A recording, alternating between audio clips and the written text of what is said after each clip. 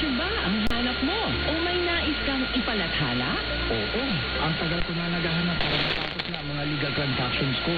Sagot ka ng The Mindanao Cross, the longest running local newspaper. 76 years na, multi-awarded pa, at malawak ang sirkulasyon. Uy, legit ah. Tama ka dyan para sa publication ng mga legal documents, legal notices, extrajudicial, court orders, at iba pa mga notices, pati na mga political advertisements. Saan naman ako lalapit for publication? Kung ikaw ay nasa Coronadal City at kalapit lugar, pumunta lamang sa Happy FM at Radyo Vida Stations sa Barangay Morales, Jensen Drive, Coronadal City. Tumawag o mag-text na 0925-853-7999 at 0917-848-6746. Tandaan, for publication needs, dito na sa The Mindanao Cross, the little paper with a big cross. Sa balita at serbisyo publiko, Radyo Vida. Radyo Vida, mas malakas, mas malinaw. Radyo Vida. Dito, Vida ka.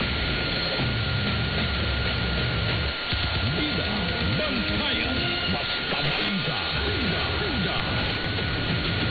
Alas 4:50 sa hapon, Philippine Standard Time. Walang balik mga kaabyanan sa tuntunin na pagpangalagan. Kapod si Vida Grace Torreta, talaos kay Vida Jan Shonosa, Gob, alas 5 in punto sa bungahan. Hindi kita ani mga kaabyanan sa aton sininga balita na luntad ini siya sa barangay Magsaysay na Buntoran, Davao de Oro.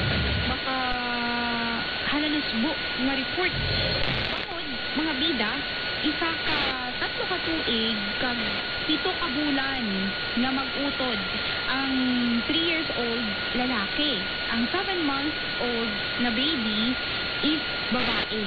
Allegedly mga bida hagin patay sa ila kaugalingon nga Iloy samtang sila ang nagakatulog ka sang sang Martes, February 17. Base gani sa investigasyon sa PNP, ang nakatukib mga bida sa nasambit nga mag-iloy o konsang mag-iloy kag duha ka bata amo ang lolo sang mga bata. So nakit-an sang lolo ang mga victim kag ang suspect sa sulod sang kwarto nga puno na sang dugo. Ining mga kabataan nakaangkon sa mga fatal injuries. Kag ang nanay nga suspect naghanak man mga bida nga mag-suicide makaligad ang insidente. Sa report,